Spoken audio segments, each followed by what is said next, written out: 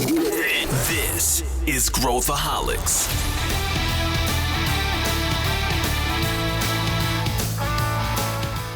Olá, aqui é Pedro Weingärtner, eu sou o CEO da Ace Ventures e esse é Growthaholics, o podcast para quem adora inovação e empreendedorismo. Se você curte e acompanha o Growthaholics, não deixe de avaliar o podcast com 5 estrelas pela plataforma de áudio que você utiliza. Isso ajuda mais pessoas a encontrarem o nosso conteúdo.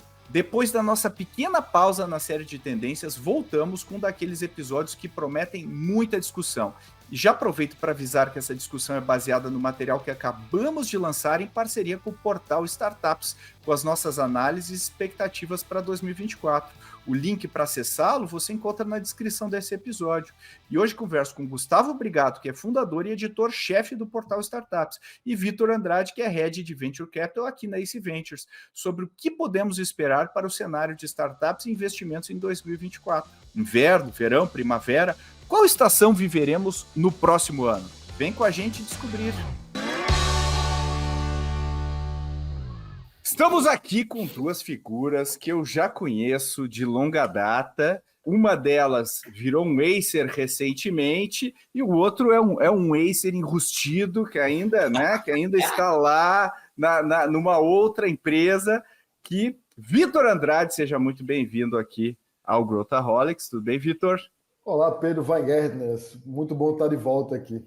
Legal. E meu amigo Gustavo Brigato, o G@startups.com.br. Tudo bem, Gustavo? Tudo bem, bom dia. E eu vou começar então contando um segredo, porque o Startup só existe, todos os outros podcasts, toda a história que eu conto, é tudo mentira. O Startup só existe porque eu queria um e-mail G@. Então, esse é o grande segredo por trás do startups.com.br. Pronto, tá revelado. Eu acho que G@ é bem melhor que Jeff@Amazon. E eu tava falando isso pro Gustavo antes, eu acho que é muito mais legal. Eu acho que se o Jeff Bezos visse isso, ele ia falar assim, cara, muda meu e-mail para J@. Mas, para quem não sabe, Gustavo Brigato é o fundador, CEO, empreendedor. Ele saiu lá das trincheiras do jornalismo corporativo aqui brasileiro para fundar a sua empresa startups.com.br, que hoje virou... Mas ainda é. Não posso dizer que você... Mas eu sou jornalista, eu sou repórter. Tem razão. É verdade. E fundou o que é hoje, para mim, um dos mais relevantes veículos aqui sobre startups no Brasil, que a gente admira e gosta muito. E o Vitor Andrade é o nosso líder aqui de Venture Capital na Ace. Também já deveria ter sido há horas, agora que oficializou, né? Já está há 10 anos aí, né? Nesse namoro, agora oficializou recentemente. E hoje a gente vai falar, esse tem a probabilidade de ser um dos episódios mais bem-sucedidos do ano, porque historicamente este título de episódio é o que o pessoal mais clica, que é as tendências de startup para 2024. Foi o do ano passado. O famoso clickbait, né? O famoso clickbait. Mas não vamos frustrar as pessoas com aqueles, né, com a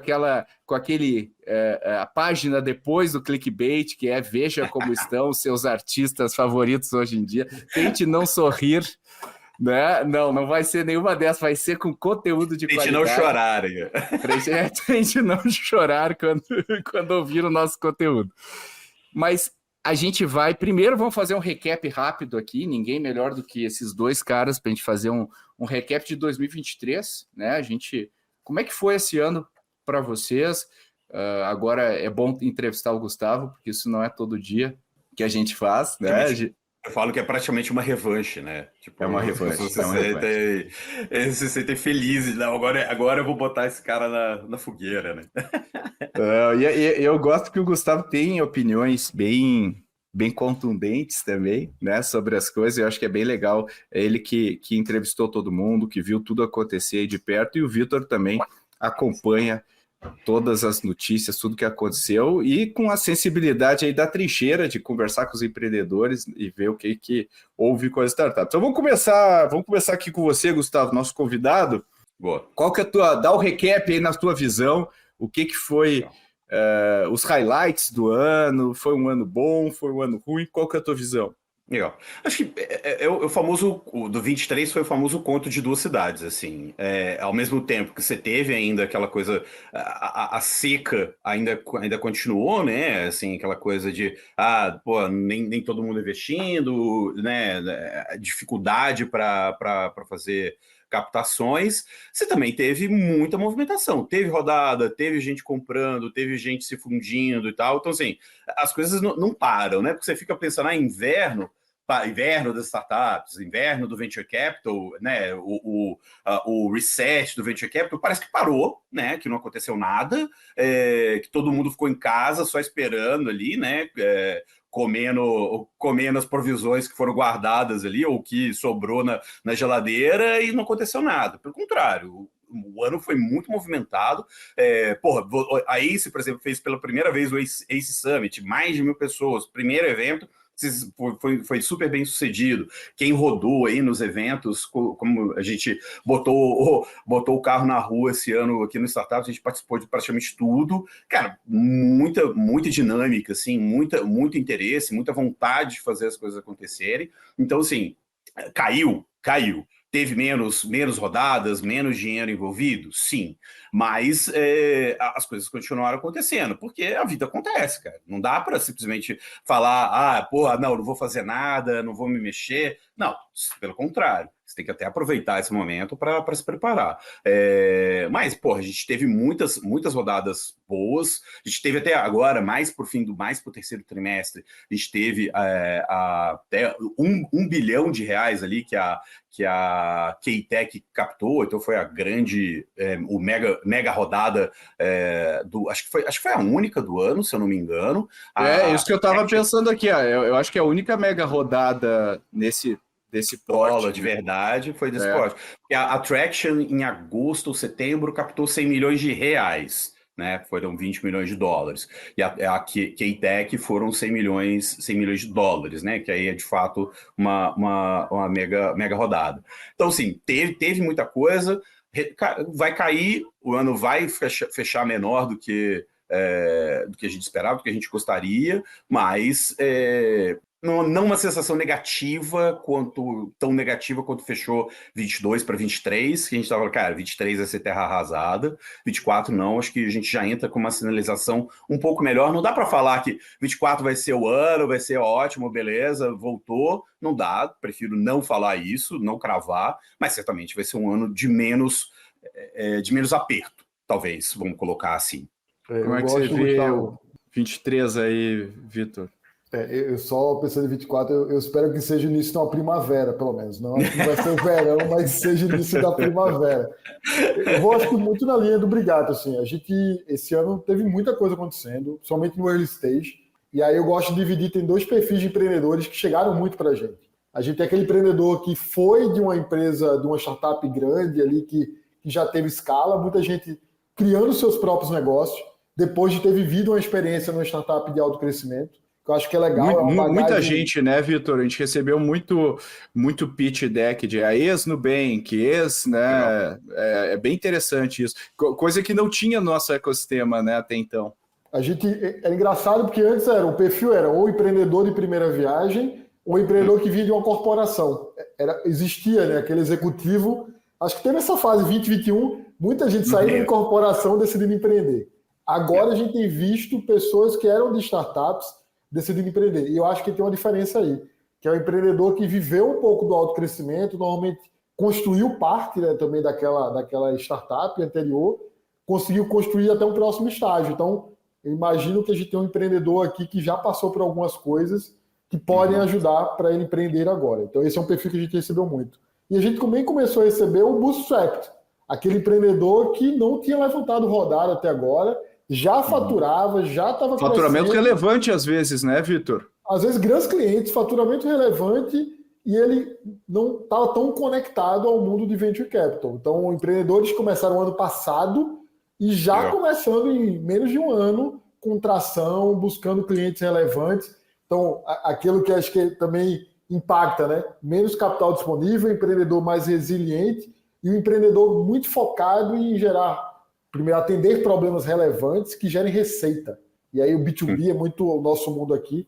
Então a gente viu também esse perfil de empreendedor bootstrapped, que muitas vezes não estava conectado ao mundo de venture capital e que agora entra para buscar um capital para andar mais rápido, mas ele tem um controle, até eu, Pedro, a gente participou esse ano de várias conversas, o empreendedor com respostas muito na ponta da língua sobre o negócio. Você pergunta e ele conhece muito bem, consistente, entender, muito consistente. Inclusive entre founders, né? Founders, um complementando muito bem o outro. Então a gente mostra talvez um founder muito mais preparado para lidar com o negócio, porque até com capital mais restrito ele precisou saber fazer muito bem com pouco capital, e nesses casos que estão começando mais recente, já começando sem capital, muitas vezes.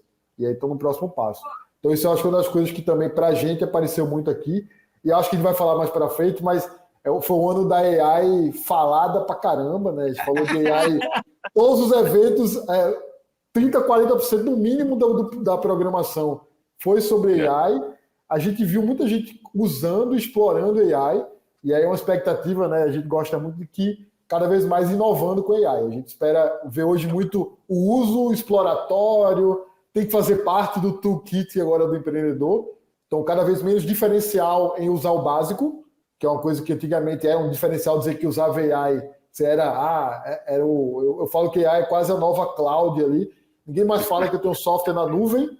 Talvez eu não vou falar mais que eu tenho um software com AI, porque é meio que padrão. Agora, qual a inovação que vem de AI? Acho que é uma provocação que a gente deixa para o empreendedor, para como é que você vai além do básico, de usar a API, né, do ChatGPT, como é que você pensa, o que é que você adiciona de valor.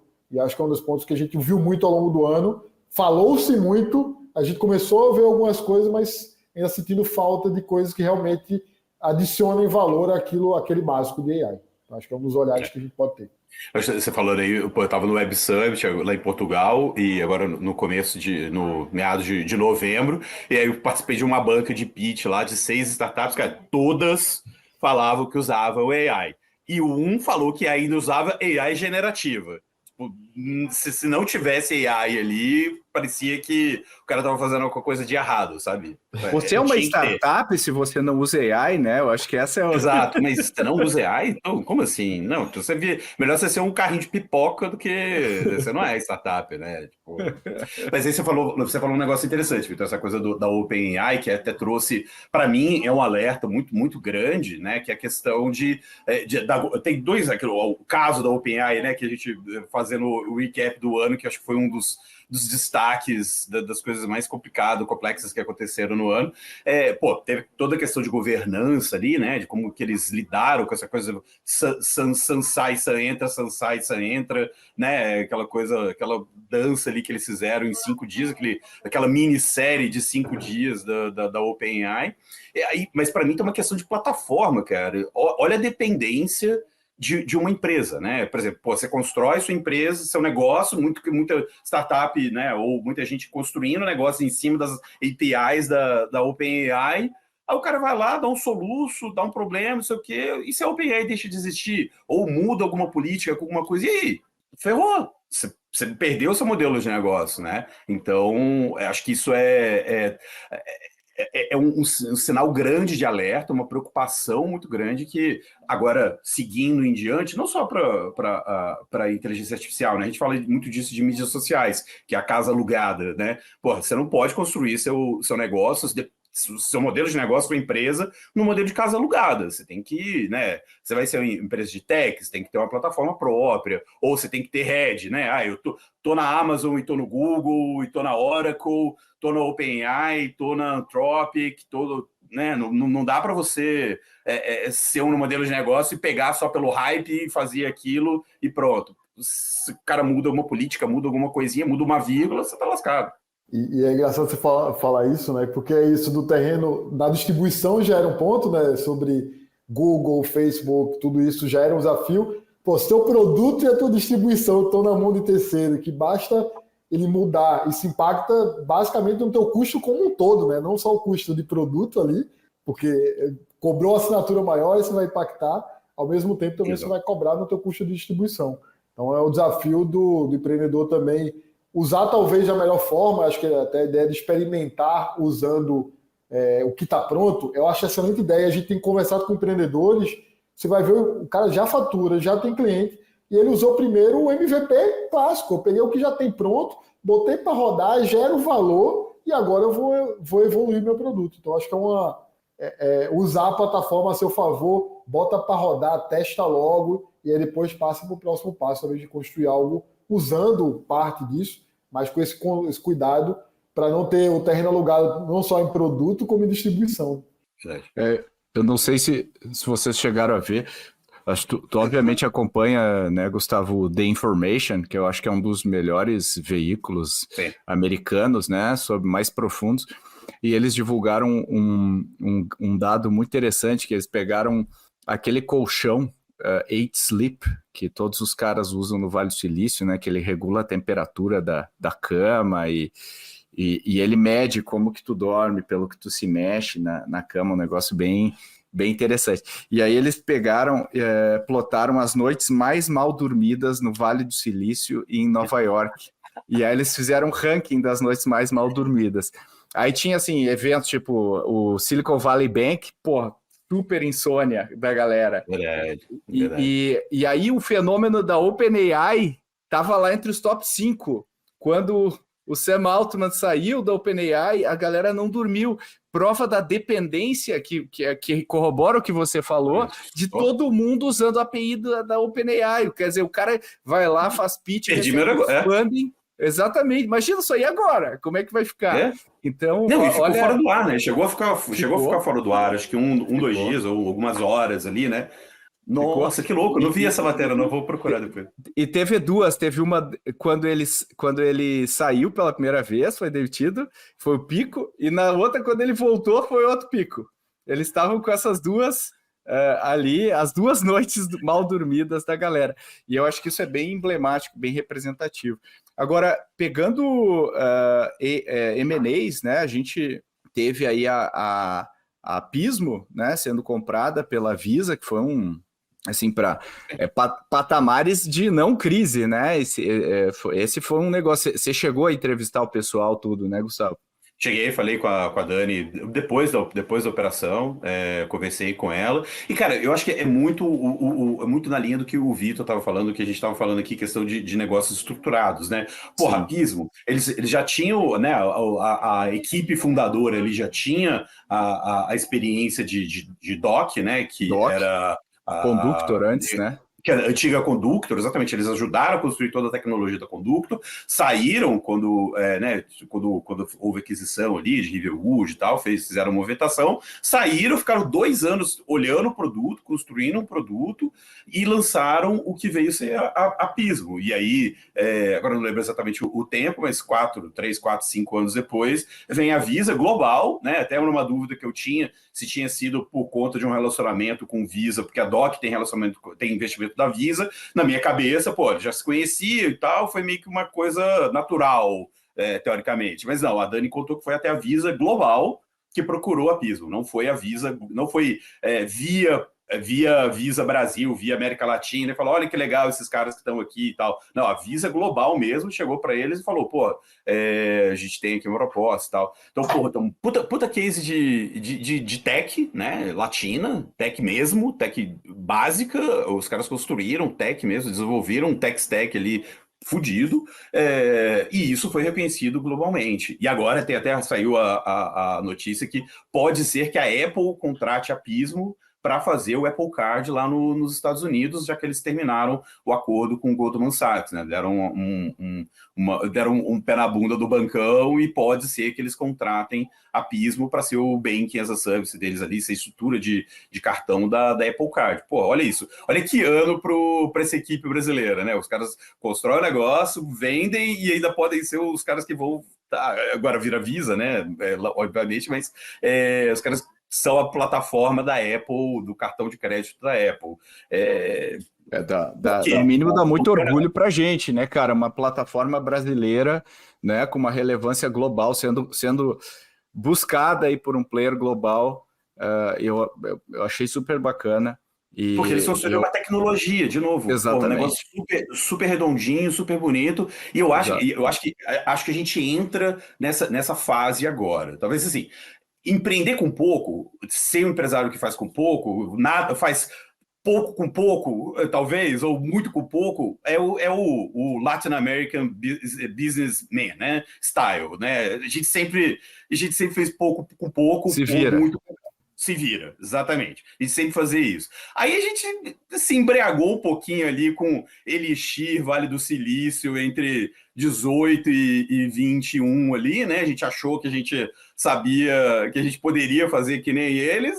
Tomamos, né? Aquela coisa.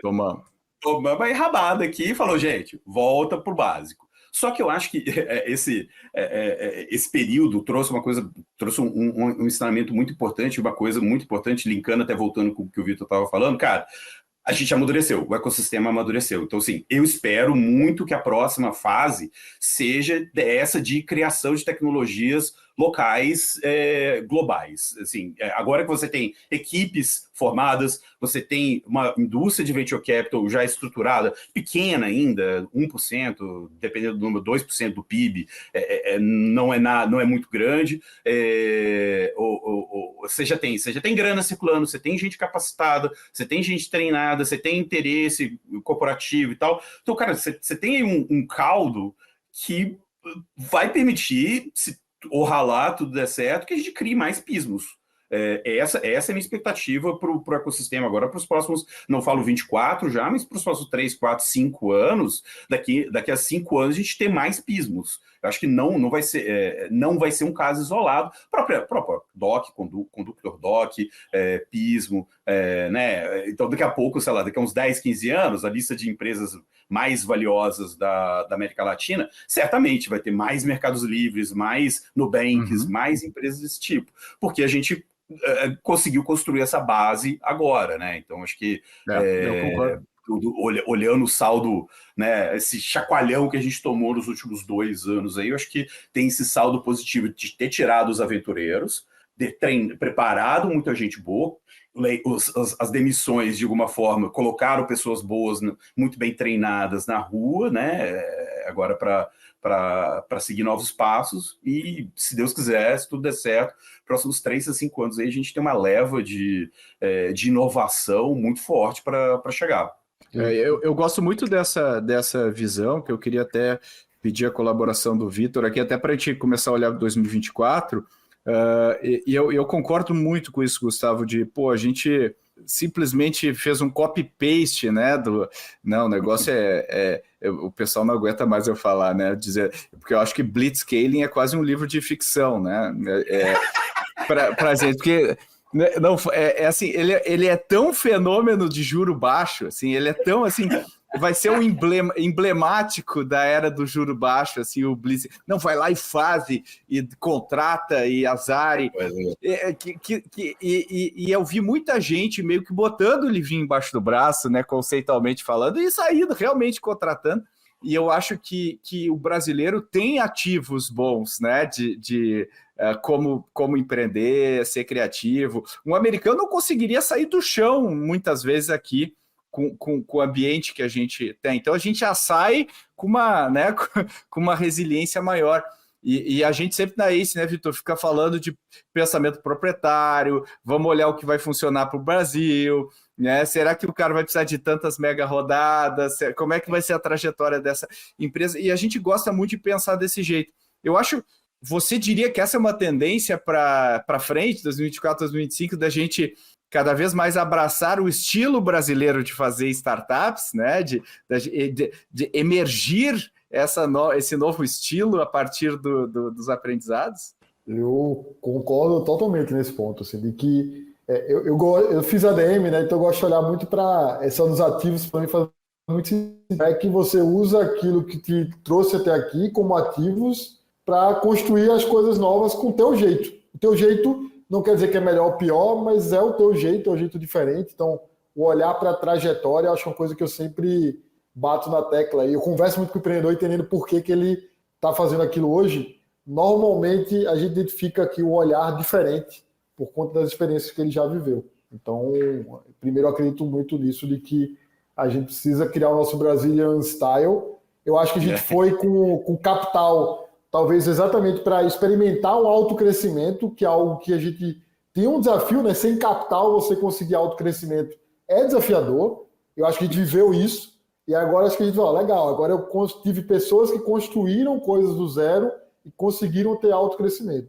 Antes, se a gente pensar uma geração que está hoje empreendendo, muita gente entrava em posições de liderança em grandes corporações para poder ter acesso a grandes desafios, mas desafios muito mais estruturados.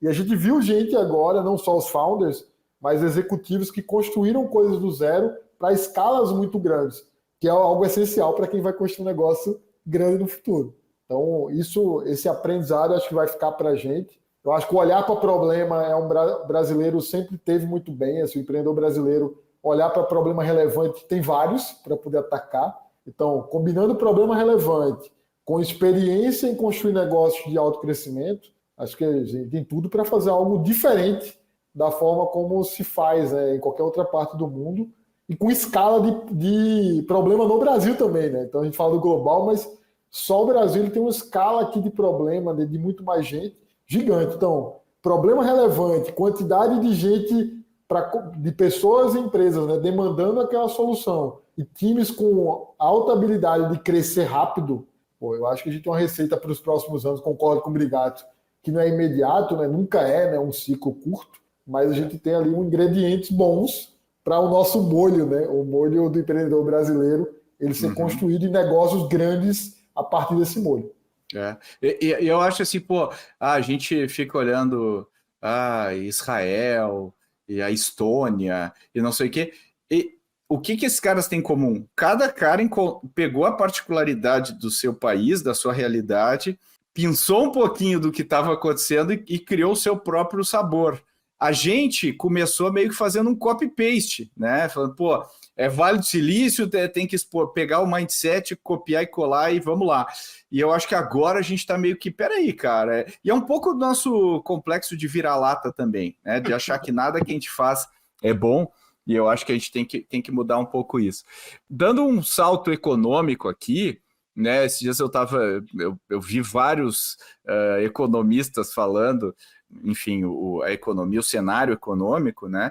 E o que eu vejo embora a gente seja cercado de notícias que nos, né, nos dão cringe, assim, né? Quando a gente vai, não acredito que vão fazer, não acredito que vão aprovar essa lei e tal. O cenário é bastante otimista em relação ao crescimento do Brasil, né? A gente vai ter superávit primário, recorde, enfim. E existe um cenário dos juros, talvez, da inflação está baixando mais rápido do que a gente imaginava e dos juros baixar mais rápido ainda, né? Quer dizer que a gente consiga. Ou seja, existe um cenário que possibilita provavelmente a gente retomar um pouco os investimentos, né, em ativos que não são renda fixa, que basicamente é um... Porra, quando você faz as contas, você fala, porra, olha com juros, por que eu vou tomar risco? Para que eu vou sair de casa, né? Não faz sentido, né, eu tomar risco, é só para quem realmente quer diversificar. Então, assim, esse cenário pintado aqui para a gente, econômico, eu acho que abre assim para mais IPOs, vai começar IPOs vai ter mais injeção de capital, vai ter mais M&As, vai ter mais CVCs, vai ter mais... Como é que vocês enxergam? Vocês estão com um certo... né, e é uma coisa brasileira também, né, um otimismo cauteloso, olhando para frente. Olha, é que a gente é escolado, né? A gente sabe como é que é as coisas. Então a gente fala, cara, não, né? Peraí, vamos devagar. A gente que tá o sapo, a gente é o sapo na panela aqui, a gente sabe como as coisas são, né? Então a gente procura não se como é que é? Eu gosto de ser mais pessimista e ser surpreendido pelo otimismo, né? Eu sempre tenho aquela esperança, mas, cara, quero ser sempre realista e ter resultados otimistas, mas com uma expectativa pessimista, porque aí eu não me surpreendo. Aí eu me surpreendo positivamente, não negativamente. Eu sempre gosto de olhar as coisas assim, cara. Vamos no cenário, no pior cenário, se o melhor acontecer, beleza. Mas eu acho que essa coisa econômica, não sou economista, mas, né, eu ouço muito e converso. Acho que eu gosto daquela avaliação de, se olha os Estados Unidos, os Estados Unidos ainda está um juros alto por padrão americano ali, né? Então, ainda está um cenário complexo. Aí, em 24 ainda tem eleição nos Estados Unidos, que vai ser uma desgraça, né? A gente provavelmente o país vai parar por conta disso, de toda polarização, todo, né? Trump vem, Trump não vai, Trump não sei o quê, Trump Biden, vai ser aquela desgraça. Então, assim, vai ocupar muito do tempo americano, apesar de a política não, né, ser diferente lá nos Estados Unidos, não ter aquela coisa de interferir, de fazer o país parar, como acontece aqui no Brasil, né? Para o nosso sistema político ainda bem atrasado, nossa economia, nosso capitalismo pouco desenvolvido, aí a gente depende muito da política. Lá nos Estados Unidos, não. O país anda e a política deixa os caras quebrar o pau, mas eu acho que 24 vai ser pesado, assim, acho que vai ter um impacto político importante na economia. Então, os Estados Unidos tem isso, Europa, porra, tem duas guerras ali acontecendo, né? Perto deles, tem a Ucrânia com a Rússia e tem Israel com Hamas ali. Então tá esquisito o negócio ainda. China. Cara, China é uma incógnita, né? Os investidores americanos, todo mundo tá tirando dinheiro da China, Xi tá apertando ali o torniquete, né? Em cima dos empresários das big techs chinesas, de todo o setor imobiliário, tal, bancário. Então, cara, se apostaria na China hoje, não sei se dobraria a aposta. Claro que o mundo é dependente da China, não tem como. Mas, cara, você vai fazer novos investimentos ali na China? Complexo. Japão. Índia tomando uma, né, acaba recebendo também os investimentos que iriam para a China, né, pensando ali no, isso, né? Aí o Japão tem aquela dinâmica própria dele e tal, beleza? E aí você vai para o Sudeste Asiático e Índia. Cara, Sudeste Asiático e Índia ainda tem coisa para acontecer. E olha, América Latina também tem coisa para acontecer. Então, o mundo tá meio. Quais são as opções hoje de fluxo de dinheiro? Se você for pensar, cara, o que pode me trazer retorno? A África ainda tem o continente africano tem seus desafios ali, é uma fronteira a longo prazo, certamente, mas ainda tem muito desafio estrutural ali na maioria dos países. Então, a América Latina e Sudeste Asiático e Índia, que também está recebendo muita coisa ali vindo da China, né, dessa redução de influência da China. Então, é o cenário, cara. Então, e a gente está aqui na América Latina, um negócio pujante e tal, beleza. Aí você olha para startup, o pessoal geralmente fala, pô, tem o gap do câmbio, lógico, então uma startup aqui no Brasil é mais barata, tem o gap de estar no Brasil, estar na América Latina, sei lá, uma fintech americana igual, parecida com uma brasileira, porque no Brasil vai custar 20%, 30% menos. O cara fala, pô, deixa eu botar um caraminguá ali, deixa eu ver se esse negócio tá legal, se eles estão, né, tem um potencial ali, vamos lá. E os fundos, eu tenho ouvido muita gente que os fundos americanos estão voltando a olhar para o Brasil com mais interesse, né, analisar muita coisa, talvez um pouco mais para frente, não tanto early stage, porque aí é um risco muito grande, e eles já se queimaram com o risco muito grande aqui de early stage na região, estão olhando um pouquinho mais para frente, talvez séries A, séries B, é o que eu tenho ouvido. Então, os caras, então, assim, eles estão muito mais otimistas com a gente do que a gente com a gente mesmo em termos econômicos, e isso, claro, tem um efeito. E aí o que eu acho interessante falar também que todo mundo fala, não, economia, tech, vive separado, são realidades diferentes, cara, até a página 2, né? Porque total.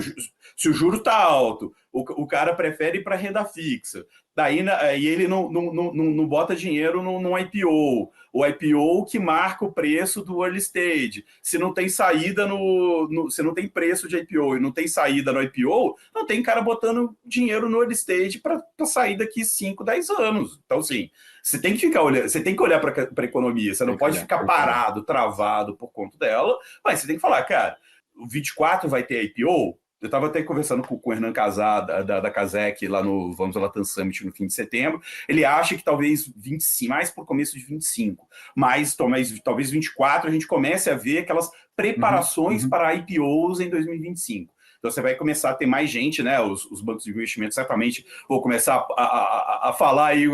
E aí, é isso? Quem que vai? Quem que pode ir? Os caras vão começar a se movimentar para colocar todo mundo para frente. Muita startup se preparou, né? Se preparou no sentido de melhorou o balanço ali ao longo de 23 para estar bem em 24 e quem sabe em 25 fazer um IPO. Eu tenho uma lista de pelo menos uns 5 nomes aí que certamente vão fazer esse processo de preparação e certamente sair num 2024, sair num 2025 já preparado para o IPO. Então, assim, por isso que eu falo, cara, tem muita coisa apontando positivamente para 2024. Prefiro não falar que, 2024 vai bombar, prefiro falar que, cara, vamos seguir bem, vamos seguir felizes, porque pode ser que as coisas fiquem bem, porque vai que estoura uma outra guerra, não sei, aqui. Ô Maduro. Aqui, a gente está do lado da nossa casa, aqui, do lado de casa, está quase saindo um sei lá o que, a guerra de Stalinho ali, né? Guiana com Venezuela. Então, o mundo tá louco, cara. 24 horas é planejamento de longo prazo. Mas tem coisa positiva. Eu vou na linha do otimista cauteloso mesmo. Assim. Acho que pro early stage, a gente tem feito isso e acho que o ritmo continua, acho que crescendo, acho que a gente vai ter ano que vem melhor. Talvez esse meio do caminho que o Brigado falou, do Series A, B, ali voltando um pouco mais. Eu sou um pouco cético, a história do IPO ali, eu acho que a gente teve muitas empresas que a gente vai ver esse ano, né, que captaram em 2021, então normalmente captam para 2 anos ali, com todos os cortes que fizeram, segura um pouco mais. Qual a consequência que vai vir talvez em 2024? Não sei o quanto algumas dessas empresas captaram muito naquela bonança, conseguiram cortar custo, talvez é agora a hora que o runway está acabando. Então, não sei como é que vai estar isso. E até acho que o nosso mercado para IPO, né, a gente viu empresas tech que foram para a Bolsa mais recentemente, que não conseguiram transitar muito bem. Então, aquela tese única de IPO, acho que tem a gente caminhando para uma tese de que a saída basicamente só pode ser IPO, aí a gente vai ter que entender agora como é que o mercado vai encarar esses ativos que talvez a gente não está acostumado e não teve, né, nesse período. Acho que quando a gente começou a ter esses ativos, a gente teve todo esse problema, e aí muitos ativos novos não foram bem encarados ali, e nem todas essas empresas têm um perfil global, que é o que a gente viu com Vtex, Stone, muita gente indo para fora do Brasil, vendendo uma tese global. Então acho que tem ali o early stage eu estou mais otimista, o meio do caminho eu estou otimista, cauteloso, mas eu vejo, acho que deve voltar, né? A gente viu agora a Locomex, que é uma empresa que era do nosso portfólio da ACE, acabou de levantar também um round com o Riverwood, agora o Series B. Então, começa a voltar, acho que os sinais começaram esse ano, e acho que tem um desafio nos rounds maiores ali, e saídas via IPO, que era, acho que muita tese de alguma dessas empresas que levantaram muitos rounds, talvez a gente tenha um desafio ali de ver como isso vai acontecer em 24. Então, empresas que levantaram muito, talvez agora é que a gente vai ver, depois que já fizeram tudo que poderiam ter feito, acho que chega um pouco a hora de entender o que é que vai acontecer. Se vai para o IPO ou não vai conseguir captar num valuation que ainda faz sentido. Então, eu estou nesse cauteloso totalmente no mais growth stage lá na frente. Já garantiu seu ingresso para o ACE Summit 2024? O ACE Summit é um evento para quem empreende, quem investe, quem revoluciona o mundo corporativo. E no dia 26 de julho de 2024, temos um encontro marcado no Centro de Convenções Frei Caneca, em São Paulo. Alguns nomes confirmados são Monique Evely, do Shark Tank Brasil, Gustavo Pinheiro, que é VP na Riverwood Capital, Maria Tereza Azevedo, que é líder de investimentos no SoftBank Latam, Marcelo Lemos, que é CEO do Frota 162 e co-founder da startup Gringo. E spoiler, tem muito mais gente boa vindo por aí. Garanta seu ingresso em acesummit.com.br. Eu te vejo lá. Eu acho que, falando em IPO, a gente tem essa percepção, talvez arraigada aqui, de que a gente tem que fazer IPO lá fora. Tem que fazer IPO em Nasdaq, New York Stock Exchange. E o que a gente viu na maior parte das empresas brasileiras que fizeram IPO lá fora foram que ficaram órfãs. Porque o americano não tem ideia do que é esse negócio. Ele não tem a menor ideia do que são essas empresas brasileiras, fora Nubank, Stone e tal, que são ações que enfim, muito grandes, né? Empresas bem maiores, mas essas empresas ficam meio que flutuando no mercado americano, e o americano vai olhar e falar, pô, eu vou investir nesse cara que eu não sei quem é, nunca vi, ou nessa empresa aqui que está no meu quintal, que eu conheço o founder, Então, o volume de transações diário dessas empresas acaba sendo muito baixo, e elas ficam meio ilhadas no mercado americano. Eu acho que a pergunta que a gente tem que se fazer é por que não há mais agressividade, né, por parte da B3 para trazer a tech, né, como uma classe de ativo importante para o investidor brasileiro, né? A gente teve, claro, IPOs até de empresas menores de tecnologia, como a Enjoei, né? A Get Ninjas, né? Get Ninjas fez IPO com 40 milhões de receita. São empresas... Antes de 21, assim, antes de 20, 21, você nunca imaginaria. Cara, como assim? Nunca. Você passa nem na porta da B3. Nem pensar. E aí o que acontece, né? Na minha visão, é que o investidor médio brasileiro não está acostumado com esse tipo de empresa, especialmente num estágio como esse. Eu falo, pô, cadê meu dividendo? Né? Cadê o meu... Como assim? Então isso aí... EBITDA, mas como assim? Você não tem, como assim? O seu EBITDA é menos de 60%. Como assim? O cara tá perdendo. Então essa coisa dá meio que um nó na cabeça do que é como se fosse uma empresa série B, né? A capital aberto. E isso deu uma... Né, espanou um pouquinho no investidor, falou, peraí, esse tipo de empresa... Mas eu acho que existe um espaço bom para a gente trazer as empresas para a Bolsa Brasileira, especialmente as que operam no Brasil. Né? Se a empresa opera no Brasil, né, eu acho que a gente deveria pensar numa alternativa aqui. Pelo menos é a maneira que eu enxergo mais 10 mil metros de altitude aqui, esse mercado de capitais. E aí, Pedro, eu acho que nessa linha até quase como educar esse mercado para esse tipo de ativo de tecnologia, que é o de alto crescimento. É outro perfil, talvez, que o nosso investidor, que já é pouco, né? Ele não está acostumado. Então, eu acho que é um esforço até bem conjunto do ecossistema, né? Acho que não é nem de empresas individualmente, tem um esforço conjunto de educar o mercado sobre isso.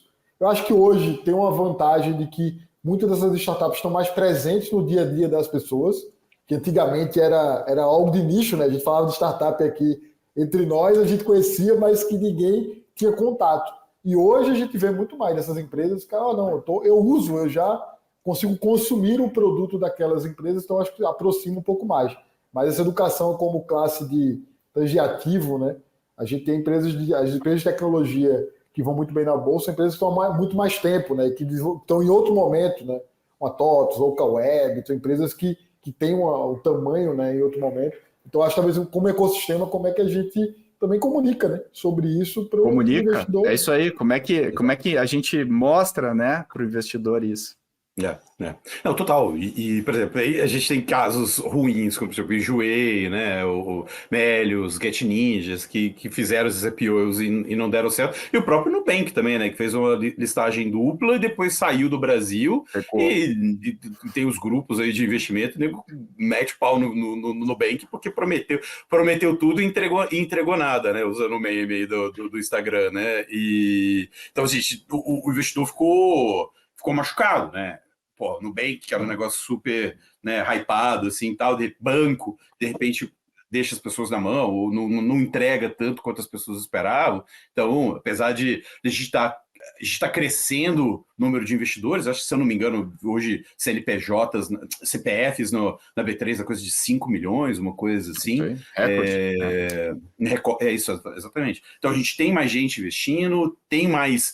As próprias casas de análise, assim, pouco tempo atrás, sei lá, eu digo 2018, 2017, eu sempre fui repórter de tecnologia, sempre trabalhei lá no Valor cobrindo tecnologia. Cara, quem cobria TOTOS, Sinqia, Positivo, cara, era 2, 3 bancos, não tinha cobertura. Total. Os caras não davam meia pataca para aquilo ali.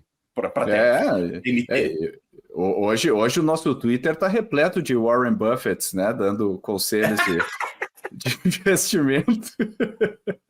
Mas todo mundo entende de tech hoje, né? É engraçado, né? Em 5 anos, assim, como a coisa mudou. Hoje todo mundo é especialista em tecnologia, todo mundo sabe tudo, todo mundo conhece e tal. Então, assim, a gente tem, de novo, as coisas estão indo, né? A gente fica ansioso, né? Às vezes a gente queria que as coisas estivessem mais rápido, andando melhor, mas está acontecendo.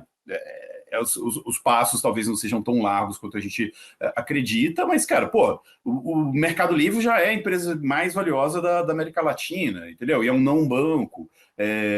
Nubank, a tese que o Nubank construiu em 10 anos, né? Esse ano 23, o Nubank fez 10 anos de existência, a gente acha que sempre teve aí, né? Então o pessoal tá criticando agora o Itaú, que mudou o logo, parece que o pessoal tava falando que parece como do Banco Inter, né? 40 anos para os caras copiarem o logo do outro cara, né? Tipo, porra, E aí o bancão, não sei o quê, né? Histórico, não sei aquela das contas. O Nubank também, hoje a gente parece que o Nubank sempre esteve aí, mas ele está só 10 anos. Olha o que o Nubank construiu em uma década, né? E o que vai ser a próxima década para o Nubank? Quem que vão ser os próximos Nubanks, os próximos mercados livres? Acho que a gente tem um caminho muito, muito promissor. E isso é.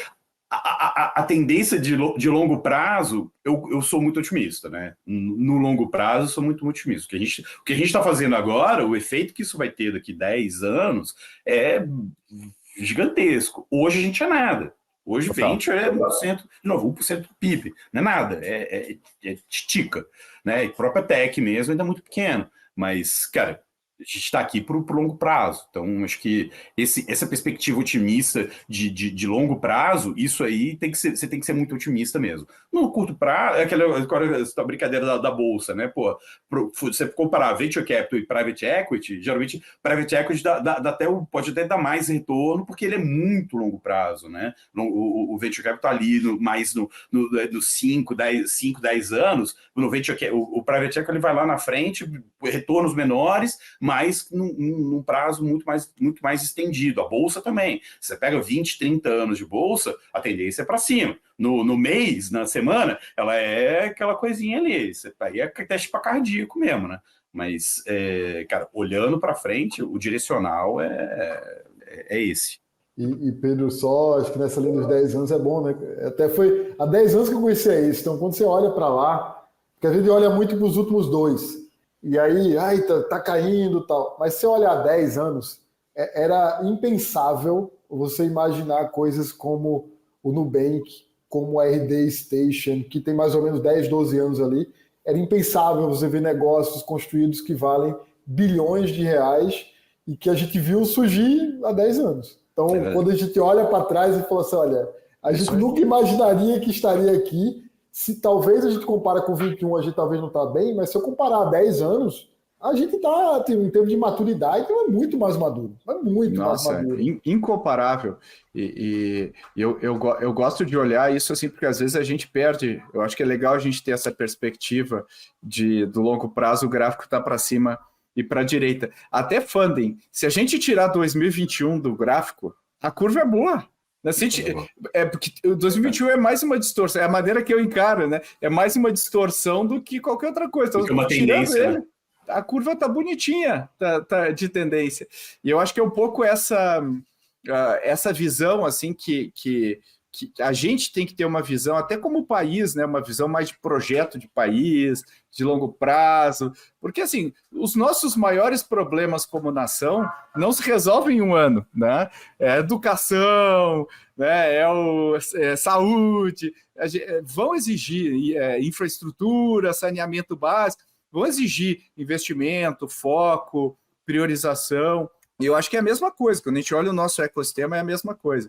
Agora, vamos pegar os últimos minutinhos que a gente tem aqui e vamos dar uma de mãe Diná aqui agora. Momento bola de cristal.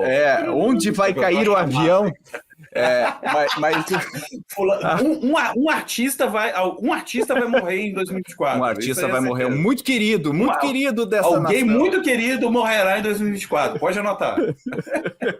Mas o que a gente tem que pensar aqui vamos cada um de nós aqui arriscar. Ela não precisa ser precisa nesse nível do artista. Mas o que vocês acham? Depois a gente rever isso no final do ano. Mas o que vocês apostariam? Assim, uma aposta de vocês para 2024? Vou começar com o Vitor Andrade, que está com Vou deixar o Vitor começar. Eu também. Eu não comecei de propósito. Então, o Vitor Andrade está com um sorriso de Mona Lisa aqui. Eu acho que ele já está com uma previsão muito boa na cabeça dele. Caramba, essa é difícil, assim, pensar uma previsão aqui. Acho que o Brigado está aqui pensando do lado. Aproveitando o tempinho. Essa é uma boa reflexão. Assim. Acho que uma das coisas que a gente tem percebido, primeiro eu vou no mais geral, depois vamos tentar para ganhar tempo aqui. Eu acho que um olhar, pelo menos que a gente tem percebido, um empreendedor muito focado, que resolve problema real, ele é o empreendedor que vai cada vez mais, a gente vai ver. Então, um dos pontos que a gente conversa, né, que o B2B cada vez mais se aproximando do B2C do ponto de vista tanto de usabilidade, de pensar que no final do dia tem o usuário. A gente que trabalha muito B2B, a gente via produtos B2B e B2C como se fossem mundos diferentes. Eu acho que o usuário hoje ele é mais digital, então ele vai começar a exigir dos produtos B2B uma usabilidade melhor. E isso acho que vai se refletir aí nos produtos B2B, acho que no futuro. Então, até o uso de AI, tudo isso vai ter que também facilitar a vida do usuário B2B. Canal, a mesma coisa, acho que a gente vê falar mais do humano, né? Falar mais com as pessoas, a forma de relacionamento como ativo. Então, a gente fala muito de tecnologia, mas eu sempre tenho tentado olhar mais coisas de design, de humano, porque no final do dia é um ser humano ali e a gente espera um tipo de relacionamento diferente. Então, acho que isso, como tendências gerais, eu acho que isso vai acontecer ano que vem. Eu vejo esse lado um pouco pessimista, acho que otimista por early stage, para ver esse perfil acontecendo. Do ponto de vista dos maiores empresas, aí eu fico nessa de entender como é que vai ser agora, né, depois de 2 anos ali do boom, como é que isso continua. Eu acho que quem resolve problemas super relevantes começa a virar incumbente, é engraçado, né? Startups que eram insurgentes viraram incumbentes, e aí como é que vai ser o comportamento dessas empresas como incumbentes? A gente vai ver hoje o cara que sempre atacou tem que defender, né? Exatamente. Eu gosto muito disso, e para mim é como nossos pais, cara. Não tem jeito. O cara, sou não sei o que e tal, ficou grande, virou Big Tech, virou Google, virou Facebook. Mas esse cara aqui, ele vai me atrapalhar. Eu preciso atrapalhar ele antes que ele me atrapalhe. Eu vou fazer lobby, né? É como meus pais, cara. Vira o Rockefeller, vira o JP Morgan. É a mesma história. Eu adoro. Eu sempre olho isso, sempre os movimentos do Facebook, da Meta, do Google, da Alphabet, da Meta. Eu sempre falo, cara, JP Morgan, né? As estradas de ferro americanas, Total. Petróleo. É a mesma coisa, cara. É a mesma história. É a mesma coisa. Eu gostaria que a gente fizesse diferente, mas assim, a gente começa a ver, é o que você falou dos 10 anos, né? Empresas que eram startups insurgentes viraram incumbentes. E aí tem um papel ali, hoje já comprando empresas. Então, esse perfil, né, que a gente agora começa a se acostumar um pouco mais, de empresas de 10 anos virando as compradoras dos negócios, e não só aquelas empresas de 30, 40 anos, 100 anos, em alguns casos no Brasil. Então, a gente está falando de empresas que são mais novas. Então, acho que nesse olhar a gente tem visto isso.